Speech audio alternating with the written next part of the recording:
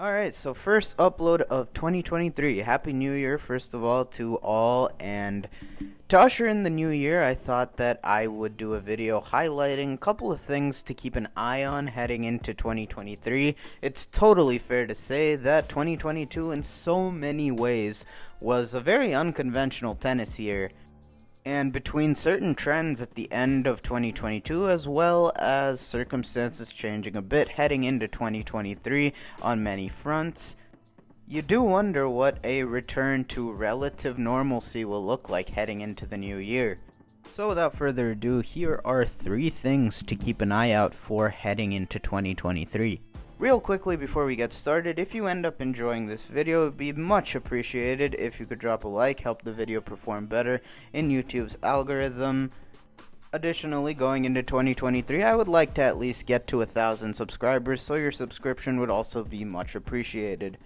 But carrying on, the first thing I do want to highlight has already somewhat been highlighted in the early action we've seen so far in 2023, and that is basically the Clean Slate theme. By Clean Slate, I mean there's a lot of guys that over the last couple of years had been staples at the top of the game that will want to leave 2022 in the past and really be happy to wipe the slate clean heading into 2023. A lot of these guys ended up struggling with either confidence or largely injury issues, and that was seen in the case of Daniil Medvedev, early hernia surgery, and also, his aura just taking a massive hit after that Australian Open final. You saw Alexander Zverev, his year basically come to an end halfway through it in June. Matteo Berrettini, after a great Australian Open to begin his year, really just never was allowed to compete at that level ever again. Injury troubles all year for him, not much rhythm being able to be established, even once it seemed like he got it going again during the grass season. Terrible luck to be hit with the virus. His Italian counterpart in Jannik Sinner also got nicked all year in a season in 2022 where I feel like, other than the bad injury luck, he did make quite a few strides in his game under Darren Cahill as coach now. And already so far you're seeing Medvedev and Berrettini in Adelaide and United Cup respectively put together some very good form in the early going. And obviously expectations are different for all of those guys, but if healthy, I do expect them to rediscover their standing at the top of the game, whether that be top 5, top 8, top 10, even top 15.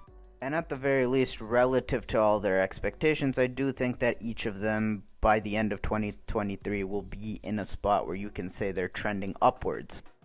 The second thing I wanted to highlight was the Limbo at number 1. And by that, I mean that it had been so rare to see a non-Federer Nadal Djokovic number 1, going back to 2004 when Federer first ended number 1. Only Andy Murray had occupied that slot barring those 3, and to do so, it had required one of the most epic efforts you'll ever see that pretty much ended Murray's prime right then and there. Well, in early 2022, it seemed inevitable that Daniil Medvedev was going to ascend to that position, and ultimately he ended up doing so, becoming just the second man to hold that spot, whose name wasn't one of the big 3 in 18 years. You think about that stat, and it makes it all the more mind-blowing that over the course of the same year, in 2022, we saw 2 non-Big 3 members hold the number 1 slot in Daniil Medvedev and Carlos Alcaraz, and even to the very last tournament of the season in Turin, we saw 3 guys in contention for it. Obviously, Alcaraz, who ended number 1, Nadal was in range to get it, Casper Ruud even had an outside chance, even Stefanos Tsitsipas at 4. So obviously we found ourselves in a spot where the top couple of guys weren't really separated by much rankings points-wise. And you do have to wonder if that's going to be an outlier or something that'll see more of a regression to the mean in 2023, because usually the number one guy ends up having a really high point total, which, multiple factors in 2022 ended up not being the case. Obviously, so many guys that you would have expected to compete for that spot were, dealing with a lot of injury troubles throughout the course of 2022. Didn't really allow them to play as often as they would have wanted. Djokovic's case, for obvious reasons we know, but he's still the guy that most of us would consider the best player in the world off of his brilliant end to 2022. And his schedule won't be as truncated in 2023. Those were some obvious factors, and then of course the ATP wiping ATP points completely from Wimbledon this year. Injuries obviously are unpredictable, but some other factors you would expect to not be in play in 2023, and so, at the very least, I would expect a more dominant number one this year. Because in contrast, you saw a very unique scenario in 2022 where Alcaraz was the actual world number one, Nadal probably the player of the year off of his first half exploits of 2022, and then Djokovic with the way he finished being the best player in the world. That kind of situation feels like it's going to end up being a bit of an outlier, but who knows? On the other hand, I do feel like the trend of more and more different guys occupying the number one slot, I feel like that's going to increase in likelihood moving forward as Nadal and Djokovic both continue to get older. And that's something that I feel is pretty much inevitable. And lastly, I wanted to talk about who is here to stay. This pretty much is going to be who I think is going to end up making up the top 10. Obviously, we saw a lot of new faces doing big things, probably bigger than most of us expected heading into 2022. Others that we expected more from also underperforming, regardless of reason, throughout the course of the year. And with a lot of those guys that fall in the latter category coming back healthier, as well as really having a clean slate in the new year, this does feel like one of the more difficult top 10s to predict in a really long time. There's so many different guys in the conversation for these ranking spots, and all of them are pretty much going to be up for grabs among the new faces that broke through in 2022, because so many of them, you could totally see them being sustainable with the strides they made throughout the course of last year. So that's a perfect segue into what I believe the top 10 will be at the end of 2023. I initially didn't think it would be the case, but once I got thinking, this really is a very difficult year to predict the top 10. There is just so much depth at the top of the game right now. Some very tough calls to make of whether we were going to see some new faces in the top 10, who you were going to have to switch out, who were current occupants there. And even if it wasn't top 8 to make the tour finals, there's still so many guys on the borderline who you could very well see being there. But at number 10, I went with Matteo Berrettini. To start off with, Berrettini's injury history doesn't seem like it's been that regular a thing. I know he had that ab injury in 2019 at the end of the year. But aside from that, it does feel like Berrettini has been relatively durable aside from 2022, which was injury-riddled, of course. With an offseason, you expect him to come in healthy. You pair that with what we already know. He is the most consistent and versatile of his generation, comfortable on all three surfaces. He's among the best competitors of his generation as well, plays to his strengths. You usually just know what you're going to get. He's typically going to beat who he needs to, at least in slams, and I think a return to the top 10 is in the cards for Matteo. Up next at number 9, I'm going to go Holger Rune. I know that the Paris Masters curse has been at large, but case for Rune here I think is pretty clear cut. His game seems super sustainable, feels like it would be pretty adept to translating to all the surfaces. He was pretty subpar, I would say, on outdoor hard courts a year ago, and if he gets better there's just the majority of rankings points pretty much available to him on that surface, and it's a surface that he theoretically should do really well on. Obviously, he finished 2022 on a roll, and you do have to be wary of how much stock you put into those indoor hardcourt results with certain players, but eye test wise, Holger really does seem like the complete package. You add on that those indoor hardcourt results weren't his only huge results of the year. Obviously made the Roland Garros quarterfinal and played a great tournament there. And also that win against Djokovic in the Paris Masters final should be one that gives him a lot of belief that he belongs with the best. If there is such a thing, it was a bit of a meteoric rise that went under the radar in 2022. I see no reason why he couldn't improve upon that and surprise us even further. At number 8, I will go Felix Auger-Aliassime. Already highlighted what an impressive step forward it was from him in 2022. I do have him dropping, however, just on account of consistency. We haven't really seen it yet from Felix. You expect that to be the next evolution in his game because last year we saw how awesome his peaks are. That being said, I still do see 7 guys ahead of him that week in, week out will demonstrate a greater level of consistency, and that really is the difference maker for me. Number 7, I will go Jannik Sinner. It really was unfortunate how injury-riddled Sinner's 2022 was. With Jannik, I do have some more overarching durability concerns because he has had a history. I remember a back injury in early 2021 as well.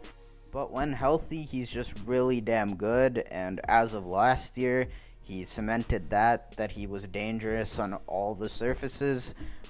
Up until last season, you did wonder if the ceiling was high enough, but last year he had a couple signature wins against Alcaraz, and even in a couple losses like the Djokovic one at Wimbledon, he impressed enough for you to feel like his ceiling has been raised with Darren Cahill now in his ear.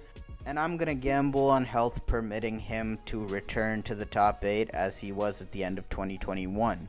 Number 6, I'm going to go Casper Ruud. 2022 really was an eye-opener for many, myself included, about how good Casper Ruud can be. Really emerged as a big-time threat on hard courts in particular, but also beyond what we had already seen from him on clay. And he just continues to quietly improve by the month, by the week, seemingly. I've spoken on it before, but, after last year, I definitely think that Ruud should command more respect than he gets from the people that believe he's one-dimensional. He's vultured points or titles with weaker draws. At the end of the day, Casper Ruud just gets wins. And with his world-class forehand and ever-improving elements of the rest of his game, it just feels like he is a top 10 mainstay for many years to come. I just have him falling back a little because I do see him as a bit of a branch off the David Ferrer tree. Very, very solid player, but I just think that there are a couple heavyweights ahead of him that I expect bounce-back seasons from, whose apex I like better than his. At number 5, I go Stefanos Tsitsipas. I think it's important to note that Tsitsipas finished 2022 very strong. I'm expecting that momentum to carry over, and health-wise, he should be in a much better spot heading into 2023 than he was 2022 coming off the elbow surgery. It was impressive enough that he was still putting up consistently big results through the first half of 2022 when, for most of that first half, I didn't feel like he was playing all that great. I feel like this year he should hit the ground running much faster. When he's playing well, you expect him back in the semis or finals of Roland Garros. All in all, I do expect a better season from him than this past one. And ultimately, I think that should be good enough to land him just about any spot, really, in the top 5, even though the top 2 is unlikely. And then at number 4, I have Daniil Medvedev. I am expecting a big bounce-back year from him. Some good signs from him as well at the end of last year, albeit even with the 0-3 at the World Tour Finals. I do think close losses like those and others that he had throughout the course of the season come down to his aura being chipped away, not being quite as confident as he has in strong parts of his season in other years. That being said, even though his finish to the season was not nearly as strong as 2020, I am expecting the same kind of deal where, encouraging signs at the back end of that year led to a huge year in 2021, and while I don't expect as big a year as Medvedev's 2021 was, I'm definitely banking on him rebuilding that aura, returning to being the hardcourt juggernaut that he has been ever since mid-2019. And if that's what you're getting, you're almost guaranteed a top 3, top 5 finish, considering how much of the big prizes in the sports are played on Medvedev's favorite surface. Medvedev may never end up being that dominant force that a lot of us envisioned for him coming off the US Open and early in the year last year. And, what makes it harder for him is that the book does seem to be out on him a little bit after this year. Players are getting more and more mileage out of coming in against him, serving and volleying, taking advantage of that far back return position of his. But on his end, I think it's a pretty easy fix to mitigate how effective that truly can be for most guys. I think it begins with getting in a better serving rhythm. His serve inexplicably fell off after early in the year last season. That's typically been his most comfortable go-to source of offense straight off the bat. And additionally, of course, in rebuilding his aura, he's going to need a couple of big wins over top 10 guys. He's been starved of those over the last year, but it still feels like his road back to the top 5 isn't that complex. And then at number 3, I am opting to keep Rafael Nadal in the top 3. I think we all can agree that 2022 was a big win for him. That being said, we're going to look at the most recent results, and in the second half, Nadal went pretty much AWOL on account of fitness, really. The question heading into 2023 is if that was a sign of things to come, as the skid at the end of 2022 is carried over into his first 2 matches of 2023, where, albeit I don't think he played particularly poorly, it still was not up to Rafa Nadal's standards. This type of skid has been unprecedented in Nadal's career ever since he became a top player, and I've said all of this in a video about a month ago about this skid that, the ab injury, re-aggravation of the ab injury, paired with coming back on his least favorable conditions at the end of the year, seemed like a perfect cocktail for Nadal's results to suffer. Now that being said, it will absolutely be time to start being concerned if we don't get a good Aussie Open out of Nadal, but I still believe he's completely capable of it. Best of 5 is a completely different ball game for him, and at this phase in his career, only 4 events really matter, so I expect him to get up for it. Other than that, his reputation is what it is. He's a guy known for resurgences, and in his post-prime period, the way he's reinvented himself, he's been consistently a threat on all 3 surfaces, so I think Nadal gets back to winning ways. And as for the top 2 slots, well, I was initially leaning between Carlos Alcaraz and Novak Djokovic in Alcaraz's direction, but unfortunately, during the recording of this video, I was actually hit with the news that Alcaraz is going to have to withdraw from the Australian Open.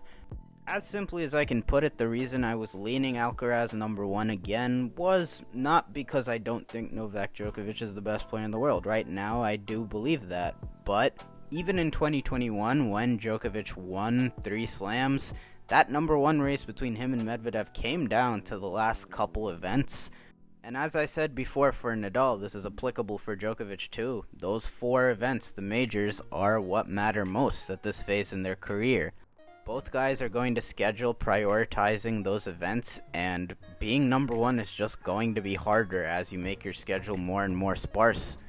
Now for Djokovic, he's still going to be in the mix for number 1, no question about it. The guy has taken care of his body later into his career, as well as pretty much anybody that's ever played the sport.